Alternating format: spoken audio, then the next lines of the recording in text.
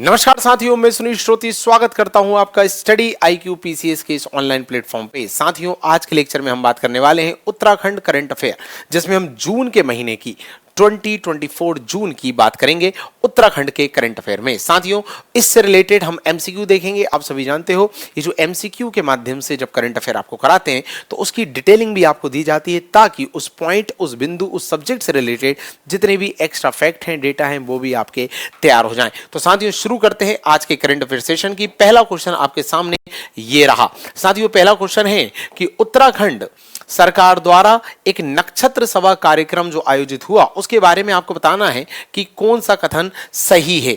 ठीक है, आपको बताना है कि the following statement regarding the नक्षत्र सभा ऑर्गेनाइज्ड बाय उत्तराखंड गवर्नमेंट, तो इसमें आपको बताना है कि इसमें करेक्ट क्या है।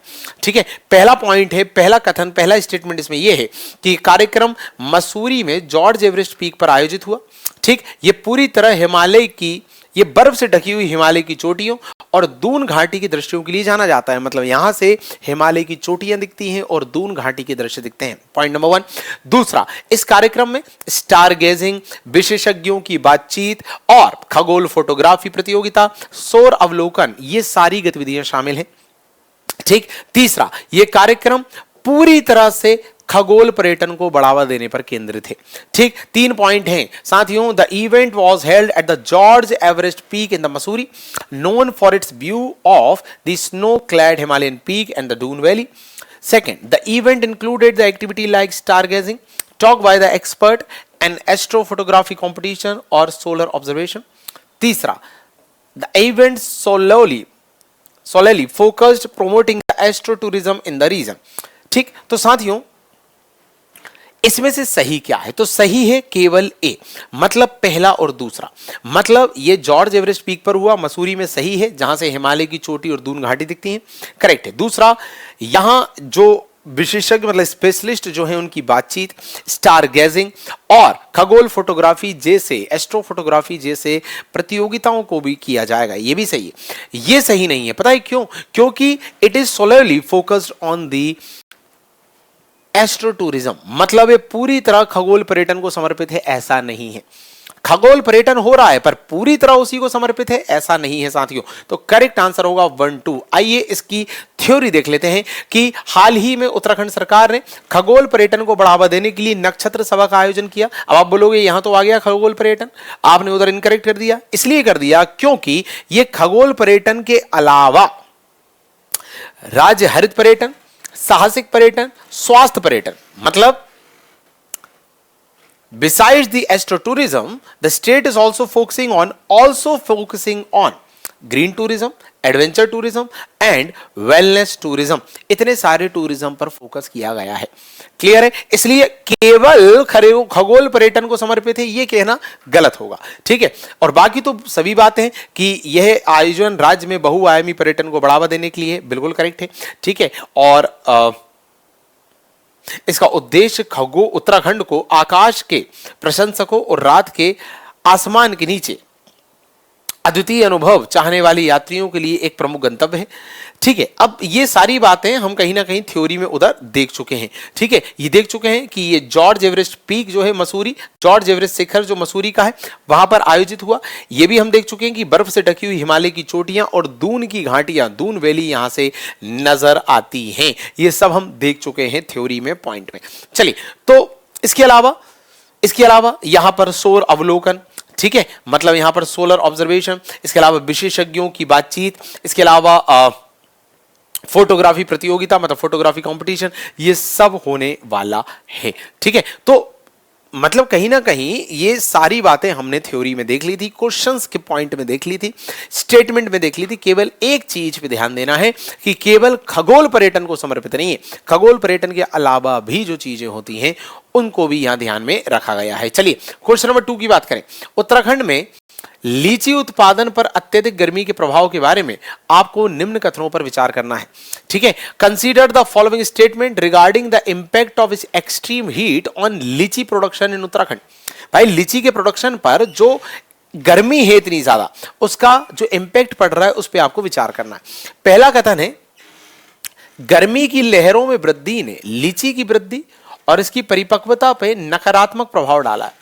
मतलब जैसे जैसे हीट बढ़ रही है ना, जैसे जैसे हीट बढ़ रही है वैसे वैसे ग्रोथ और मैच्योरेशन ऑफ लीची जो है वो डिस्टर्ब हो रही है, प्रभावित हो रही है। दूसरा, भौगोलिक संकेतक मतलब जीआई जो टैग है उसके साथ मान्यता प्राप्त रामनगर लीची की आसपास के राज्यों में उच्च मांग है।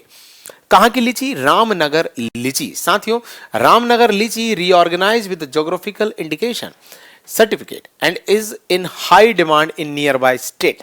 अगला देखें, लीची की जल्दी कटाई करने से खट्टे और छोटे आकार के फलों की उपस्थिति से बचने में मदद मिलती है।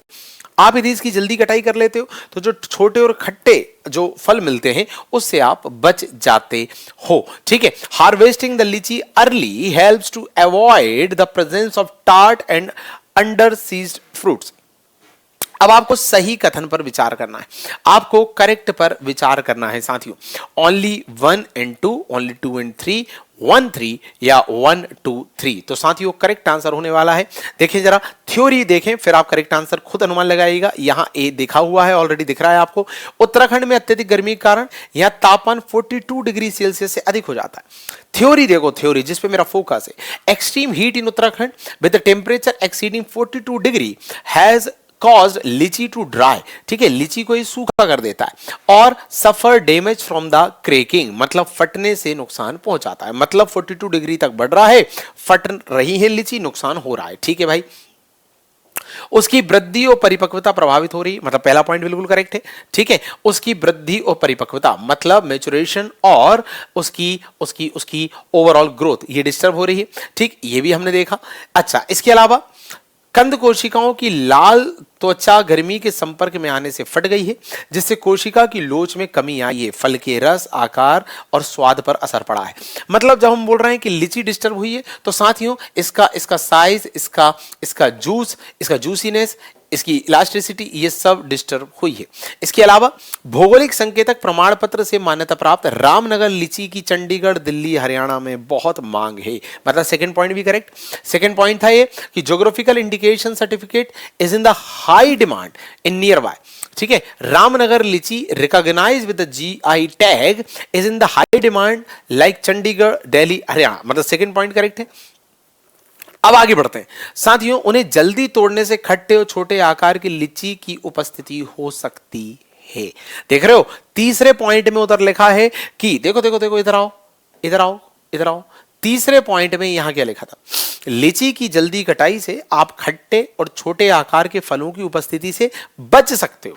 मतलब आप जल्दी काट लोगे तो आप कच्चे और छोटे आकार के जो फल हैं उससे बच जाओगे, ये पढ़ा था हमने। ठीक है, बट यहां क्या लिखा है? यहां लिखा है कि जल्दी तोड़ने से खट्टे और छोटे आकार की लीची की उपस्थिति और बढ़ सकती है।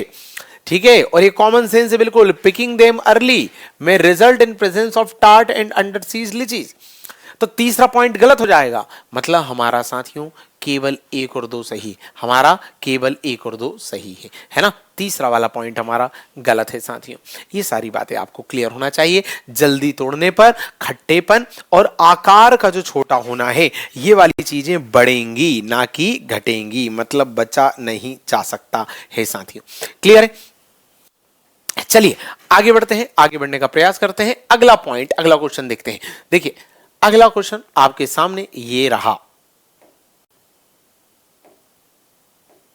चलिए, नासा के एक्वा और टेरा उपग्रहों पर मोडीज सेंसर द्वारा एकत्र किए गए डेटा के अनुसार नवंबर 2023 से जून 2024 तक के मौसम में जंगल की आग से सबसे ज्यादा प्रभावित कौन सा राज्य था? Okay, which state was the hardest hit by the forest fire in the season from November 2023 to June 2024, according to the data collected by the Modi Center on the NASA's Aqua and the Terra satellite। साथियों, यदि हम report की बात करें तो obviously सी इसका correct answer होगा, मतलब उत्तराखंड। उत्तराखंड जो है वो जंगल की आग मतलब आपका फॉरेस्ट फायर जो है इससे सबसे ज्यादा प्रभावित है। सबसे ज्यादा प्रभावित जंगल की आग से कौन सा राज्य है? उत्तराखंड है साथियों, जिसका करंट अफेयर हम देख रहे हैं। देखिए क्या लिखा हुआ है कि अप्रैल से बढ़ते तापमान के कारण उत्तराखंड और हिमाचल प्रदेश के जो वन क्षेत्र हैं वो जल गए हैं, जिससे संपत्तियों को बहुत नुकसान हुआ है। ठीक है, वन्य जीवों की हानि हुई है और पर्यटन में भी लंबा नुकसान हुआ है। मतलब जब आग लगेगी तो वन्य जीव भी परेशान होंगे, जो वनस्पति है वो भी जल जाएंगे, ठीक। और इस सबसे क्या होता है, पर्यटन जो है वो डिस्टर्ब होता है। वही लिखा है, forest patches in the Uttarakhand and the Himachal Pradesh burned due to rising the temperature from April causing a damage to the properties, loss of wildlife and prolonged smoke in the tourist. आगे की बात करें तो जो नासा है, ठीक है, national aeronautics and space administration, उसके एक्वा और टेरा उपग्रहों पर लगे मोडीज, मतलब मोडीज का फुल फॉर्म है moderate resolution imaging spectro radiometer, ठीक है, moderate resolution imaging and spectro radiometer, ये फुल फॉर्म है मोडीज का। ये सेंसर लगा हुआ है, ये क्या करता है, ये आंकड़े इकट्ठे कर लेता है और इसने ही आंकड़े इकट्ठे करके हमें ये जानकारी दी, ठीक है। इसके अलावा साथियों, उड़ीसा 1866 आग की घटनाओं के साथ दूसरे स्थान पर रहा। आंध्र प्रदेश 1788 आग की घटनाओं के साथ तीसरे स्थान पर रहा और महाराष्ट्र 1494, छत्तीसगढ़ में वन क्षेत्र 1330 आग की घटनाएं हुई। देखिए, आग की सबसे ज्यादा घटनाएं उत्तराखंड में हुई, हमने देखा, परंतु सेकंड नंबर पे रहा उड़ीसा, थर्ड नंबर पे रहा आंध्र प्रदेश, फोर्थ पे रहा आपका महाराष्ट्र और पांचवें पे रहा छत्तीसगढ़, जहां आग की घटनाएं अच्छी खासी हुई हैं, ठीक है, आपको पता होना चाहिए। उड़ीसा रैंक सेकंड, ठीक है, Orissa rank second with 1866 fire in the incident, ठीक। इसके अलावा Andhra Pradesh came third with the 1788 fires, Maharashtra had 1493, Chhattisgarh reported 1330 fire forest, ठीक। अच्छा, इसके अलावा साथ ही उत्तराखंड में यदि हम दक्षिण पश्चिमी भाग में नैनीताल, चंपावत और उधम सिंह नगर की बात करें तो वहां पर सबसे तीव्र आग की घटनाएं होती हैं, ठीक। सबसे ज्यादा आग की घटनाएं जो फायर इंसिडेंट हो रहे हैं वो उत्तराखंड के दक्षिण पश्चिम भाग, मतलब नैनीताल, चंपावत, उधम सिंह नगर, यहां पर बहुत तीव्रता से, बहुत तेजी से हो रहे हैं। In Uttarakhand the highest number and the most intense fire were noted in Nainital, Champawat, Udham Singh Nagar, ठीक, इन साउथ वेस्टर्न रीजन। इसके अलावा उत्तराखंड वन विभाग की बात करूं तो उत्तराखंड वन विभाग को आग के कारण 25 लाख रुपए से अधिक राजस्व का नुकसान हुआ है, ठीक। The Uttarakhand forest department had suffered revenue loss worth more than 25 lakh, ठीक है। राज्य सरकार ने जंगलों से चारगाह क्षेत्र में आग लगने और लोगों के खिलाफ मामला दर्ज कराने की भी योजना बनाई है, जो लोग रिस्पॉन्सिबल होते हैं जंगल में आग के लिए, ठीक है। चलो, तो ये इतना देखने के लिए जरूरी नहीं है, आपको बस ये देखना था साथियों कि पहले, दूसरे, तीसरे स्थान पर कौन है, इस पे सीधे क्वेश्चन आ जाता है, ठीक है। तो पहले स्थान पर जंगल की आग के मामले में आंध्र प्रदेश है, उसके बाद उड़ीसा है, फिर महाराष्ट्र है, ये आपको पता होना चाहिए। चलिए अगला सेक्शन देखते हैं, अगला क्वेश्चन देखते हैं, आगे की ओर बढ़ते हैं। साथियों, उत्तराखंड राज्य पर्यटन बोर्ड ने आदि कैलाश और ओम पर्वत के पर्यटन को बढ़ावा देने के लिए किस संगठन के साथ साझेदारी की? Which organization has the Uttarakhand tourism board partnered with to promote tourism of Adi Kailash and Om Parvat? NASA, prime focus technologies, भारतीय वन सर्वेक्षण और national geography. NASA, prime focus technology, forest survey of India और नेशनल ज्योग्राफी। तो साथियों, इसका करेक्ट आंसर है B, मतलब आपका प्राइम फोकस टेक्नोलॉजी है ना। प्राइम फोकस टेक्नोलॉजी जो है इसके साथ समझौता किया है और आदि कैलाश और ओम पर्वत पर पर्यटन को बढ़ावा देने का प्रयास है। तो करेक्ट आंसर है प्राइम फोकस टेक्नोलॉजी, ठीक है। साथियों, इसके बारे में यदि हम डिटेल देखें तो हाल ही में उत्तराखंड पर्यटन विकास बोर्ड ने सुरम्य विकास, मतलब सुरम्य, आदि कैलाश और ओम पर्वत की पर्यटन को बढ़ावा देने के लिए प्राइम फोकस टेक्नोलॉजी मतलब पीएफटी के साथ साझेदारी की है। पीएफटी अपनी एआई क्षमता और मीडिया सेवाओं के लिए प्रसिद्ध है। जो पीएफटी है ना, इसकी आर्टिफिशियल इंटेलिजेंस वाली सर्विस और इसकी मीडिया सर्विस बड़ी प्रसिद्ध है। देखें जरा, recently Uttarakhand tourism development board has partnered with the Prime focus Technologies to bolster the tourism promotion of the pictured Adi Kailash and Om Parvat. PFT is renowned AI proves and exceptional media service, ठीक है, ये पता होना चाहिए। साथियों, बाकी यूटीडीबी, ठीक है, और पीएफटी के बीच सहयोग से उत्तराखंड को वैश्विक पर्यटन केंद्र के रूप में स्थापित करने में मदद मिलेगी, ठीक। जैसे कई हमारे यहाँ की विरासत, कई पर्यटन जो हैं वो प्रदर्शित हो पाएंगे दुनिया के सामने। ठीक है, पीएफटी जो है इसने एक हिमालय का घर नाम की पहल शुरू की है। ठीक है, हिमालय का घर, ताकि जो उत्तराखंड रीजन है यहाँ का जो पर्यटन है वो विश्व स्तर पर थोड़ा फेमस हो सके। ये भी आपको पता होना चाहिए। The collaboration between UTDP, UTDB and PFT is expected to give impetus to the position Uttarakhand as a global tourism hotspot। ठीक है, उत्तराखंड को एक ग्लोबल टूरिज्म हॉटस्पॉट के तौर पे पहचान दिलाने का प्रयास है, और the home of the Himalaya initiative जो है वो पीएफटी द्वारा शुरू किया गया है। चलिए, इसके अलावा साथियों, उत्तराखंड पर्यटन ब्रांड पहचान को नया स्वरूप देना, पर्यटन को बढ़ावा देना, ठीक है, अच्छी क्वालिटी की सामग्री यहाँ उपलब्ध कराना, ये मेन पर्पस है। ठीक है, यहाँ का मेन पर्पस क्या है इस पूरे एग्रीमेंट का, कि उत्तराखंड का जो आपका हाई क्वालिटी कंटेंट है उसे प्रमोट करना। ठीक, refreshing the Uttarakhand tourism brand identity, इसकी ब्रांड आइडेंटिटी को फिर से एक नई पहचान देना। हिमालय का घर पहल जो है वो वैश्विक मान्यता की दिशा में उत्तराखंड की यात्रा में परिवर्तनकारी मील का पत्थर है। मतलब हिमालय का घर साथियों, होम ऑफ हिमालय जो है, ये जो इनिशिएटिव है, ये इनिशिएटिव जैसा मैंने कहा ग्लोबल लेवल पर यहाँ के पर्यटन को अच्छी खासी पहचान दिलाने में मददगार सिद्ध होगा। ठीक है, बाकी कुछ नहीं करना है। हाँ, एक इंपॉर्टेंट बातें हैं तो देख लो। राज्य में पर्यटन से संबंधित सभी मामलों पर राज्य सरकार को सलाह देता है। ठीक है, इसके अलावा वैधानिक बोर्ड जो है इसकी अध्यक्षता उत्तराखंड सरकार के पर्यटन मंत्री करते हैं, और उत्तराखंड के जो मुख्य सचिव हैं वो इसके उपाध्यक्ष हैं। आपको पता होना चाहिए किसकी बात हम कर रहे हैं, हम यूटीडीपी की बात कर रहे हैं, यूटीडीबी की बात कर रहे हैं, Uttarakhand tourism development board. Uttarakhand tourism development board क्या करता है, ये सभी मामलों पर राज्य सरकार को सलाह देता है पर्यटन को लेकर। ठीक, इसके अध्यक्ष जो है वो पर्यटन मंत्री हैं, इसके उपाध्यक्ष जो हैं वो यहाँ के मुख्य सचिव हैं। साथियों, it advises the government on all the matter relating to the tourism in the state। ठीक, it is chaired by the tourism minister, government of Uttarakhand and chief secretary of the Uttarakhand is the vice chairman of this। ठीक है, चल, ये जो विभाग है मतलब यूटीडीपी, ये साथियों प्रधान सचिव मुख्य कार्यकारी अधिकारी के रूप में यहां कार्य करते हैं। ये नहीं करना है आपको। ठीक है, ये अब जरूरी नहीं है, ये अब जरूरी नहीं है। चलिए, हाँ, बाकी अब जो आदि कैलाश पर्वत है और जो ओम पर्वत है, जिनको लेके पूरी पहल चल रही है, इनके बारे में जरूर देखना है साथियों। आदि कैलाश को शिव कैलाश, छोटा कैलाश, बाबा कैलाश और जोंग लिंगकोंग पीक के नाम से भी जाना जाता है। पहले तो आप ये समझो, बहुत इंपॉर्टेंट फैक्ट है, आदि कैलाश को शिव कैलाश, छोटा कैलाश, बाबा कैलाश और जोंग लिंगकोंग पीक के नाम से भी जाना जाता है। ये उत्तराखंड के पिथौरागढ़ जिले में हिमालय पर्वत में स्थित है।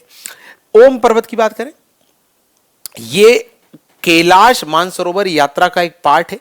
ठीक है, इसमें तिब्बत में कैलाश पर्वत और मानसरोवर झील की यात्रा शामिल है। साथियों प्लीज यहां देखिएगा कि Adi Kailash is also known as Shiv Kailash, Chhota Kailash, Baba Kailash, Jong Lingkong peak. ठीक है, एंड साथियों Om Parvat is also the part of Kailash Mansarovar Yatra pilgrimage that includes visiting mount Kailash and lake Mansarovar in Tibet.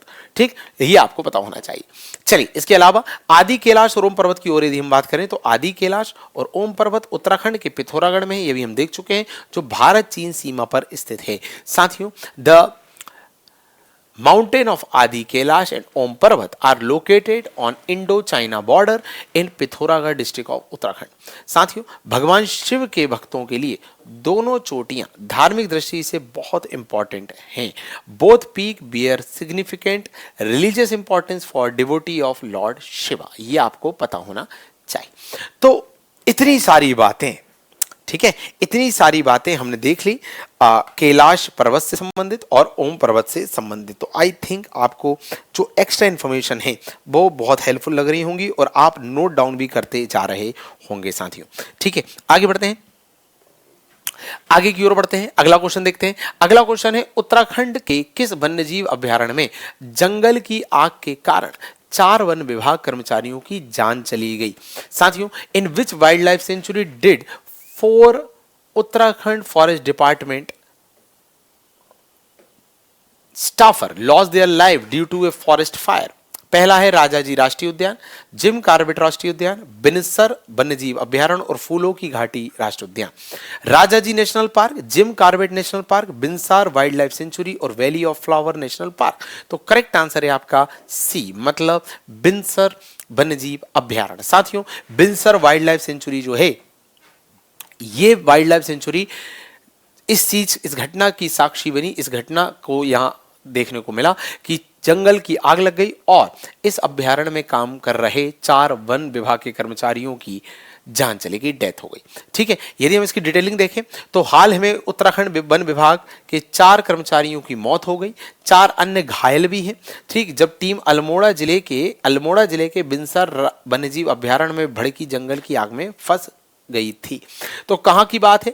Almora जिले की बात है। The recently 4 Uttarakhand forest department staffer died and 4 other were injured when the team was caught up in ranging forest fire in Almora district Binsar wild life sanctuary. ये आपको पता होना चाहिए। इसके अलावा उत्तराखंड में 1 नवंबर 2023 से 14 जून 2024 तक 1213 वनाग्नि घटनाएं हो चुकी हैं साथियों, जबकि 2023 में इसी अवधि के दौरान 663 घटनाएं हुई थी। वनाग्नि मतलब जंगल में आग लगना, फायर इन द फॉरेस्ट, ये एक आम घटना है वहां पर।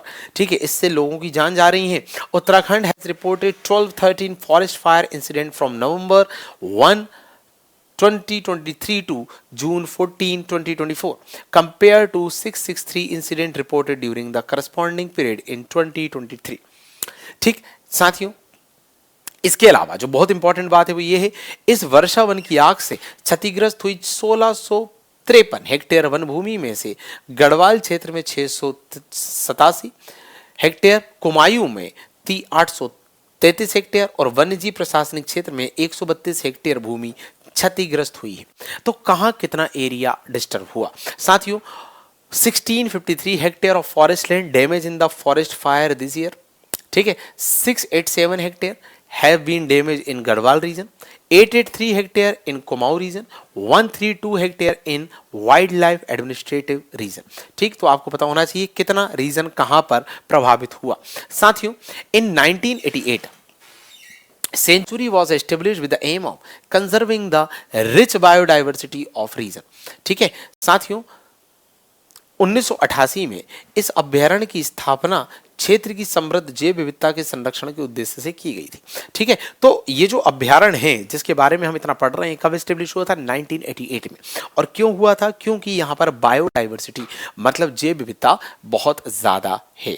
साथियों, आगे यदि हम बात करें तो इसकी जो विविध स्थलाकृति है, जो ऊंचाई है, ठीक है, यहाँ जो वनस्पति है, ठीक, उनकी जो विविधता है, जिसमें मुख्य रूप से ओक, देवदार के घने जंगल हैं, ये बड़े प्रसिद्ध हैं। ठीक है, remarkable variety of flora due to its diverse topology, altitudinal variation, the sanctuary is primarily covered with the dense forest of oak and pine. साथ ही इसके अलावा अभ्यारण्य वन्य जीवों की एक प्रभावशाली श्रृंखला का भी एक घर है। अभ्यारण्य में पक्षियों की 200 से अधिक प्रजातियां हैं। साथियों, sanctuary boast over 200 species of bird, ये आपको पता होना चाहिए। ठीक है, इसके अलावा इसमें यूरेशियन जय, कोकलास तीतर, मोनाल तीतर, हिमालयन कठफोड़वा जैसी कई प्रजातियां शामिल हैं। They include species such as Eurasian jay, koklass फिसेंट, monal फिसेंट and Himalayan वोपकेपर। ये आपको पता होना चाहिए। तो ये जो रीजन है साथियों, ये रीजन अपनी बायोडाइवर्सिटी के लिए जाना जा रहा है और इस बायोडाइवर्सिटी में सब कुछ है। यहाँ पर पेड़ हैं, यहाँ पर पौधे हैं, यहाँ पर जीव हैं, ये सारे यहाँ पर विद्यमान हैं, अवेलेबल हैं। इसलिए यहाँ पर आपने इतने सारे सेंटर एस्टेब्लिश किए हैं इनके कंजर्वेशन के लिए। ठीक है, चलिए तो आगे बढ़ते हैं, अगले क्वेश्चन की तरफ बढ़ते हैं। साथियों, अगला क्वेश्चन है कि उत्तराखंड सरकार ने चमोली जिले में जोशीमठ तहसील का नाम बदलकर ज्योतिर्मठ करने को मंजूरी क्यों दी? बताओ भाई, why did Uttarakhand government approve the renaming of Joshimath tehsil in Chamoli district to Jyotirmath? साथियों, पहला ऑप्शन है शहर के बुनियादी ढांचे को प्रभावित करने वाली गंभीर भूवैज्ञानिक समस्याओं के कारण, एक प्रमुख मठ की स्थापना की याद में, क्षेत्र में अधिक पर्यटकों को आकर्षित करने के लिए और एक स्थानीय पर्यावरण कार्यकर्ता को सम्मानित करने के लिए। Due to the severe geological issues affecting the town's infrastructure to commemorate the establishment of the prominent monastery, to attract more tourist to the area, to honor a local environmental activist। तो साथियों इसका correct answer होने वाला है B, मतलब ये प्रमुख मठ की स्थापना की याद में। साथियों to commemorate the establishment of prominent monastery, ये आपको पता होना चाहिए। ठीक है, अब आइए थोड़ा थ्योरी देख लेते हैं। थ्योरी का अपना महत्व है। हाल ही में केंद्र सरकार ने उत्तराखंड सरकार के चमोली जिले के जोशीमठ तहसील का नाम बदलकर जोशीमठ का नाम बदलकर ज्योतिर्मठ और नैनीताल जिले की कोसिया कुटोली तहसील का नाम बदलकर परगना श्री केची धाम कर दिया। ठीक है, ये आपको पता होना चाहिए। Recently the centre approved the Uttarakhand government's proposal for renaming Joshimath tehsil in Chamoli district to Jyotirmath and Kosiya Kutoli tehsil in Nainital district to Pargana Shri Kainchi Dham. ठीक है, इस कदम से इन क्षेत्रों का धार्मिक और सांस्कृतिक महत्व बढ़ेगा क्योंकि राज्य पहले से ही धार्मिक पर्यटन के लिए प्रसिद्ध है। साथियों this step will enhance the religious and cultural significance of this area in state that is already a major destination for the religious tourism. ठीक है, अगला देखें तो साथियों जोशीमठ 2023 में चर्चा में था जब भूमि धंसने के कारण कस्बे की कई सड़कों और सैकड़ों इमारतों में बड़ी दरार पड़ गई थी। ठीक है, Joshimath was in news in 2023 after the massive crack development in many of the town's road and 100 of the building due to the land subsidence. इसके अलावा दूसरी ओर कोसिया कुटोली तहसील नीम करोली बाबा के केची धाम आश्रम के लिए प्रसिद्ध है। साथियों ऑन द अदर हैंड कोसिया कुटोली तहसील is well known for Neem Karoli बाबास केची धाम आश्रम। चलो आगे बढ़े। साथियों ज्योतिर्मठ जो है जिसे ज्योतिर्पीठ के नाम से भी जाना जाता है, 4 प्रमुख मठों में से एक है जिसके बारे में जाना जाता है कि 8वीं शताब्दी में दार्शनिक आदि शंकराचार्य ने अद्वैत वेदांत दर्शन को बढ़ावा देने के लिए पूरे भारत में इसकी स्थापना की थी। ठीक है, Jyotirmath also known as Jyotirpeeth is one of the 4 cardinal मठास। ठीक है, 4 मठों में से एक है जो 8वीं शताब्दी में विच इन 8th century Adi Shankaracharya is believe to have established across India to promote the philosophy. साथियों ज्योतिर्मठ की स्थापना आध्यात्मिक ज्ञान और प्रथाओं के संरक्षण के लिए हो रही है। ठीक है, के लिए की गई थी। Jyotirmath was established for preservation and dissemination of spiritual knowledge. ठीक है, स्पिरिचुअल नॉलेज के प्रिजर्वेशन के लिए जाना जाता है। साथियों यदि हम ज्योतिर्मठ पहाड़ी की बात करें तो ज्योतिर्मठ पहाड़ी शहर का प्राचीन नाम था। ठीक है, समय के साथ स्थानीय आबादी ने इस क्षेत्र को जोशीमठ के नाम से पुकारना शुरू कर दिया। परिवर्तन संभवतः क्रमिक और स्वाभाविक था, मतलब एक प्रोसेस बाय प्रोसेस ये हुआ कि ज्योतिर्मठ ज्योतिर्मठ ज्योतिर्मठ धीरे धीरे जोशीमठ हो गया। ठीक है, जो क्षेत्रीय भाषाओं स्थानीय बोली उच्चारण की सहजता से प्रभावित था, मतलब उच्चारण प्रोनाउंसिएशन होता गया तो ज्योतिर्मठ जोशीमठ हो गया। इसके पीछे कोई स्पेसिफिक रीजन नहीं था। ठीक है, Jyotirmath was hill towns ancient name. Over the time, local population began referring to the area as Joshimath. ठीक है, this change was likely gradual and organic, influenced by the regional language, local dialect and the ease of pronunciation। ठीक है, बोलने में आसानी हो रही थी तो ज्योतिर्मठ जो है वो धीरे धीरे जोशीमठ में कन्वर्ट हो गया।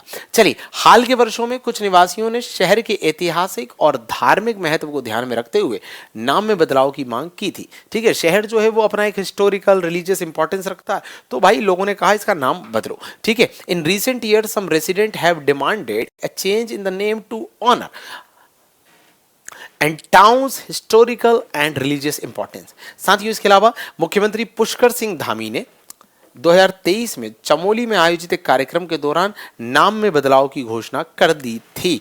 ठीक है, chief minister Pushkar Singh Dhami announce the change during a program organize in Chamoli in 2023। चलो और देख लीजिए इंपॉर्टेंट बातें हैं। साथियों जोशीमठ जो है पुराने नाम से एक सूक्ष्म परिवर्तन का प्रतिनिधित्व करता है। कोसिया कुटोली का मामला कम ज्ञात नाम को बदलने के बारे में है। चलिए, इतना ज्यादा परेशान नहीं होना, ये वाला पॉइंट रहने दीजिए। ये वाला देखिए, इसका नाम बदलकर, ये भी आप देख चुके हैं, परगना श्री केची धाम करने से इसकी पहचान नीम करोली बाबा के केची धाम से जुड़ जाती है। चलिए चलिए अगला क्वेश्चन देखते हैं। केंद्र सरकार द्वारा अनुमोदित चमोली जिले में जोशीमठ तहसील का नया नाम क्या है? चलिए, what is the new name of Joshimath tehsil in Chamoli district as approved by the centre? Jyotirmath, Jyotirpeeth, Pargana Shri Kainchi Dham और कोसिया कुटोली। तो ऑब्वियसली करेक्ट आंसर है आपका ज्योतिर्मठ।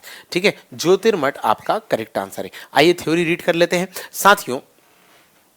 उत्तराखंड के सीएम पुष्कर सिंह धामी ने सचिवालय में चंपावत जिले को आदर्श जिला बनाने के लिए कार्य योजना और कार्यों की समीक्षा की। ठीक है, ये अलग स्लाइड यहां पर आपको देखने को मिल रही है। चलिए, ये वाला क्वेश्चन देखिए। चार धाम तीर्थ स्थलों के लिए आईआईटी रुड़की द्वारा विकसित क्राउड आई डिवाइस का उद्देश्य क्या है? चलो सीधे बताओ, what is the purpose of crowd I device developed by IIT Roorkee for चार धाम श्राइन्स? देखिए, वास्तविक समय में मौसम संबंधी अपडेट प्रदान करना। दूसरा, वास्तविक समय में भीड़ के स्तर की निगरानी करना कि भीड़ कितनी है। धार्मिक समारोहों का सीधा प्रसारण करना और तीर्थ स्थलों के निर्देशित पर्यटन की पेशकश करना। साथियों, it provide a real time weather update to monitor crowd level in the real time, to broadcast the religion ceremonies live, to offer guided tour of the shrine. साथियों, इसका करेक्ट आंसर होगा बी। ठीक है, मतलब वास्तविक समय में भीड़ स्तर की निगरानी करना। To monitor crowd level in the real time, to monitor crowd level in the real time, ये इसका पर्पस है। वास्तविक समय में भीड़ के स्तर की निगरानी करना, ये इसका पर्पस है। ठीक है, तो वही लिखा है। हाल में भारतीय प्रौद्योगिकी संस्थान आईआईटी रुड़की ने चार धाम तीर्थयात्रियों की बढ़ती संख्या के लिए क्राउड आई डिवाइस विकसित किया, जो भीड़ के लिए अलर्ट भेजेगा। ठीक है, alert before the crowd increase. ठीक है, ये आपको पता होना चाहिए। चलो साथियों, इसके अलावा यह डिवाइस धार्मिक स्थलों पर भीड़ को नियंत्रित करेगा। बिल्कुल यही बात है, चीजें रिपीट हो गई हैं। चलिए, अच्छा,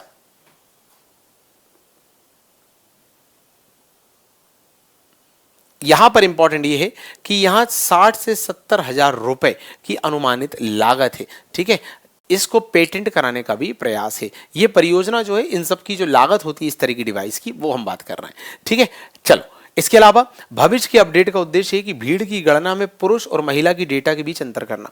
मतलब भविष्य में इसको अपडेट करके ऐसा उपकरण बनाया जा रहा है जो मेल फीमेल डेटा को भी मेंशन कर दे भीड़ में। ठीक है, चलो, इसके अलावा चूंकि ये जो डिवाइस है वो चार धाम यात्रा के लिए ठीक है। तो अब चार धाम यात्रा पे देखो कुछ बातें लिखी। यमुनोत्री धाम, देखो लोकेशन जो है वो उत्तराखंड डिस्ट्रिक्ट में है, डेडिकेटेड है गॉडेस यमुना को। रिवर यमुना जो है वो यहाँ की दूसरी सबसे पवित्र नदी मानी जाती है। ठीक है, चार धाम यात्रा जो है इसका स्थान उत्तरकाशी जिला है। ठीक है, देवी यमुना को समर्पित है। यमुना नदी भारत में गंगा के बाद दूसरी सबसे पवित्र नदी मानी जाती है।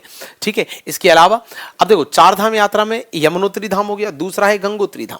गंगोत्री की बात करें तो इसका स्थान उत्तरकाशी है, देवी गंगा को समर्पित है और सभी भारतीय नदियों में सबसे पवित्र मानी जाती है। Location Uttarkashi, dedicated to goddess Ganga and considered the most sacred river of all Indian river. चलिए, चार धाम में ही अगला है केदारनाथ धाम। आप सभी जानते हैं केदारनाथ धाम में स्थान है इसका रुद्रप्रयाग जिला। ठीक है, दूसरा भगवान शिव को समर्पित है। तीसरा मंदाकिनी नदी के तट पर है, लोकेटेड इन मंदाकिनी रिवर। ठीक, भारत के 12 ज्योतिर्लिंगों में से एक है, one of the 12 Jyotirlinga in India. ठीक, चलो, इसके अलावा चौथा साथियों, चार धाम में ही बद्रीनाथ धाम भी आता है। बद्रीनाथ धाम जो है ये स्थान कहाँ है? चमोली जिला। पवित्र बद्रीनारायण मंदिर का घर है यहाँ। ठीक है, भगवान विष्णु को समर्पित है और वैष्णव के लिए पवित्र तीर्थ स्थल माना जाता है। ठीक, location Chamoli, home to Badrinath temple, dedicated है विष्णु जी को और एक हॉली श्राइन है वैष्णविटीज के लिए। ठीक है, जो वैष्णव लोग हैं उनके लिए एक पवित्र स्थल इसको माना जाता है साथियों। क्लियर? चलो आगे बढ़ेंगे। अगला जो क्वेश्चन है वो आपके सामने है। ओके, हो गया। अगला क्वेश्चन जो है वो आपके सामने है कि उत्तराखंड राज्य सरकार द्वारा हाल में अवैध खनन पर अंकुश लगाने के लिए स्वीकृत mining digital transformation and surveillance system कौन सी तकनीक से युक्त है, ये आपको बताना है। What technology is included in mining digital transformation and surveillance system recently approve by Uttarakhand government to curb the illegal mining. साथियों, ग्लोबल पोजीशनिंग सिस्टम मतलब GPS tracker, bullet camera, RFID radar और एलईडी, सैटेलाइट इमेजिंग और drone surveillance और biometric पहचान और motion sensor. साथियों, global positioning system मतलब GPS tracker, bullet camera, RFID radar और LED, floodlight, satellite imaging and drone surveillance और biometric identification and motion sensor. तो करेक्ट आंसर इसका बी, मतलब ये बुलेट कैमरा, आरएफआईडी रडार और एलईडी फ्लड लाइट से युक्त है। ठीक है, ये आपको पता होना चाहिए। आगे बढ़े, इसके बारे में यदि हम थ्योरी देखें साथियों, तो थ्योरी है कि उत्तराखंड सरकार ने अवैध खनन पर अंकुश लगाने के लिए, ठीक है, इस प्रणाली का प्रयोग किया है। इसके 93 करोड़ रुपए की मंजूरी है। ठीक है, 93 करोड़ रुपीस का जो प्रपोजल है यहां पर किया गया है।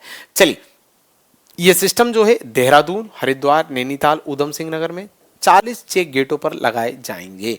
ठीक है, the system will be installed at the 40 check gate across Dehradun, Haridwar, Nainital, Udham Singh Nagar. ठीक है, इसके अलावा देहरादून में खनन राज्य नियंत्रण केंद्र स्थापित किया जाएगा। ठीक है, साथ ही देहरादून, ठीक है, हरिद्वार, नैनीताल और ऊधम सिंह नगर में जिला मुख्यालयों पर मिनी कमांड सेंटर स्थापित होगा। ये देख लो सब। ठीक है साथियों, खनन राज्य नियंत्रण केंद्र स्थापित होगा। ठीक है, कहां? देहरादून में। फिर देहरादून, हरिद्वार, नैनीताल, ऊधम सिंह नगर, यहां पर मिनी कमांड सेंटर स्थापित होगा। ठीक, ये आपको पता होना चाहिए। A mining state control centre will be set up in the Dehradun along with the mini command center at the district headquarter in Dehradun, in Haridwar, in Nainital, इन ऊधम सिंह नगर। ठीक, ये आपको क्लियर कट पता होना चाहिए। इसके अलावा अवैध खनन, सरकारी अधिकारियों से आवश्यक परमिट, ठीक, इन सब पर भी काम हो रहा है कि कैसे परमिट की व्यवस्था को और अच्छा किया जाए, कैसे अवैध खनन को रोका जाए। साथियों, इसके अलावा ये नहीं करना है साथियों, ये आवश्यक नहीं है आपके लिए। ठीक है, चलिए, रेडियो फ्रिक्वेंसी आइडेंटिफिकेशन जो आरएफआईडी रडार है जिसके बारे में अभी चर्चा हुई, उसके बारे में थोड़ी सी डिटेल देख लेते हैं। देखो, आरएफआईडी एक प्रकार की निष्क्रिय वायरलेस तकनीक है जो किसी वस्तु या व्यक्ति की क्या करती है? ट्रैकिंग कर लेती है। ठीक है, सिस्टम के दो बुनियादी भाग हैं, एक टैग और एक रीडर। साथियों, RFID is a type of passive wireless technology that allows for tracking और मैचिंग ऑफ आइटम।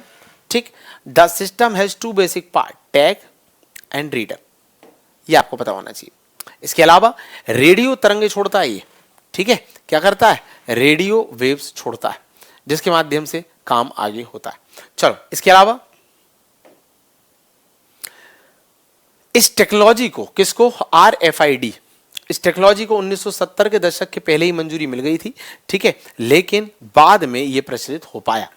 तो ये थी कुछ जरूरी जानकारियां साथियों, ये थी कुछ जरूरी जानकारियां, ये थे कुछ जरूरी फैक्ट, ये थे कुछ जरूरी ऑब्जेक्टिव और उनकी डिटेलिंग उत्तराखंड के इस मंथ के करंट अफेयर की, मतलब जून के करंट अफेयर की। साथियों, मई का करंट अफेयर हम करा चुके थे, ये आपके लिए जून का करंट अफेयर था और इसमें हमने ऑब्जेक्टिव के अलावा जो उसकी एक्स्ट्रा थ्योरी होती है काम की, वो अंडरलाइन करके मेंशन करके आपके सामने रखी ताकि आपके जो एक्स्ट्रा बातें हैं वो तैयार हो जाएं और आप यदि से नोट डाउन कर लेंगे एक्स्ट्रा चीज़ों को तो आपके लिए बहुत ज़्यादा लाभदायक होगा। बहुत बहुत धन्यवाद।